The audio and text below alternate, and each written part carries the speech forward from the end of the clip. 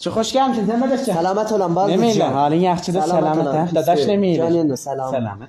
O günden gördüm Ali'ye peyam vermiştin. Selam dadaş. Günün bayramlığı amanı ne mi kaybedi? Zütter bedi. Heye o dedim neme telaş sürem alan. Dedim biraz testler veriyor. Almazsa ki vereceğiz. Bak Baldızcan, ben hesap kitap üstündə çox həssasam. Aha.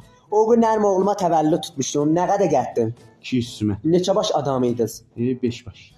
Şamləmə verdim Leyza. Kebab. Kabab yo. Düyü ilə kabab idi. Düyüsü də İrani idi, kilosu 200 min. Ya çok. Hələ düyüsü heç, şirinisi heç, meyvəsi də heç. Oğlum vurdu bilən livan sındırdı, o da heç. Livan sınar da. Livan öldü, əsli Fransa idi. Əsli Fransaydı, niye sınırdı? O sənə mərbut olmaz.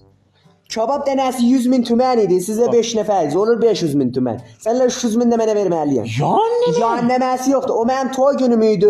Ha. Əlinə səsə 2 dənə 5 min tümənini qatdın. Onu da sərçilərin yerdən basmışdı. Necə yəni?